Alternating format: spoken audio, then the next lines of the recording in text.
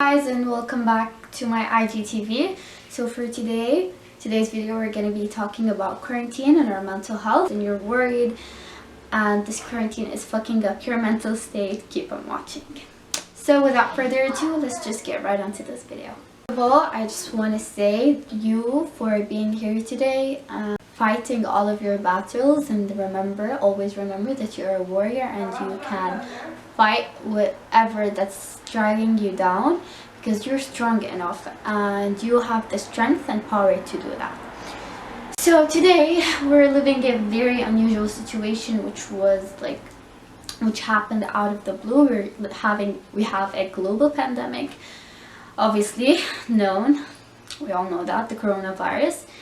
And what happened is that this virus is really bad and it's causing a lot of stress. There are some people that are stressed and they're scared from getting the virus and they're so worried. Their mental health is going down. They're obsessing about it and they are so worried and they don't know what to do about it. They're just quarantined. They're always thinking about the virus. They're thinking about it constantly, nothing to do, using hand sanitizer excessively, washing their hands excessively.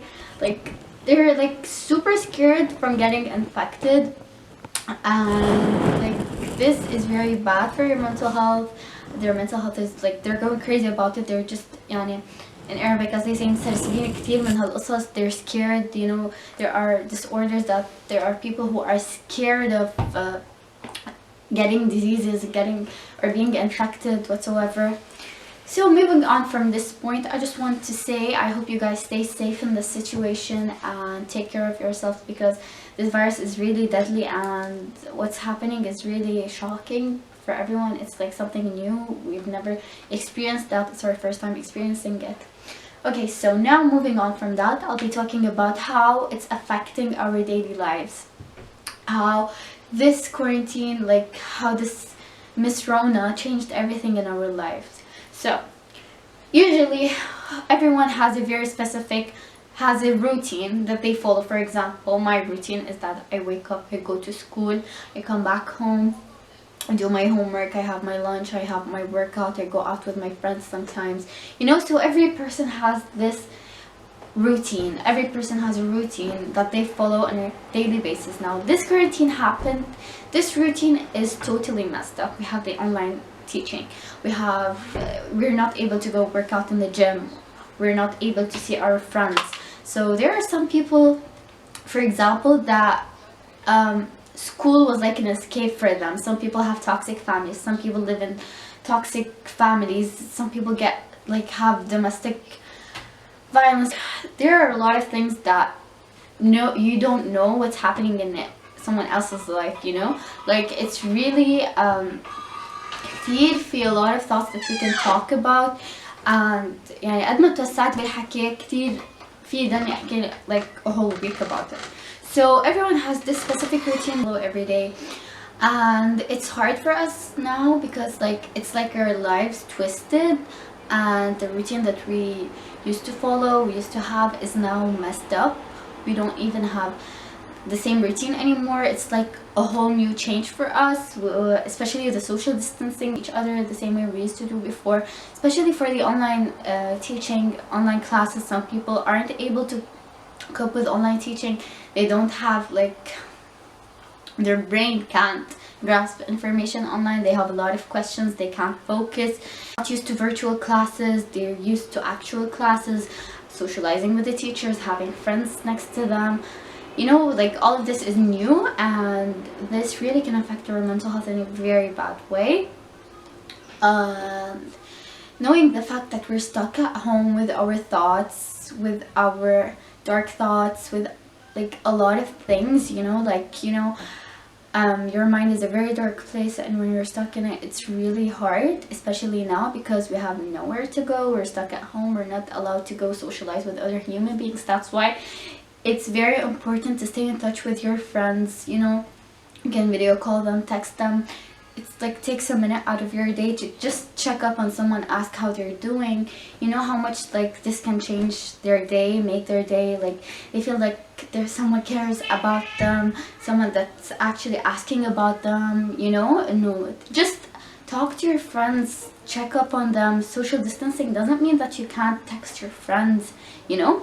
So check up on your friends, check up on your family members. Take this time as a way to become close to your family. For example, if you have a bad relationship with your family, take this time as a way to get rid of your bad habits. You know, I know like some people, and not everyone can follow this, like take this time as a way to be the better version of yourselves. No, not all people are able to do that. So that's why I need to, you know, stay balanced in this, keep a balance between mentally stable people and people who aren't mentally stable in this video, you know. Like they can't, what mentally stable people are able to do, the mentally unstable people aren't able to do. So that's why I'm going to be talking about both sides, mentally stable people and not mentally stable people. So for mentally stable people, you can take this as a time to make the better version of yourself, to focus more on your studies, focus more on your workouts, you know. But like for the mentally unstable people, I know it's not, you know, it's not something new for them, you know, because usually depressed people, people who have like mental illness, they're depressed, they're used to self-isolating, they're used not to socialize a lot with human beings, so this thing is not, you know, new to them at all. It's like the same thing, it's the same life that they used to live long time ago, you know. Like, you know, depressed people, most of the depressed people, you have multiple types of depressed people. So some of these depressed people used to stay home all the time, self-isolate, they don't go out, they don't do anything. So it's like something, this is not new for them. They know this feeling of being isolated, not going out, feeling alone, you know. So it's also extremely hard for them because people with mental illness in this quarantine, they are stuck at home with these thoughts, these suicidal thoughts also, the thoughts of killing themselves every single second. Imagine how hard this is for a person having a lot of thoughts, billions of thoughts. You billions of thoughts. إذا بدي أقعد أحكي من هلا ما بخلص.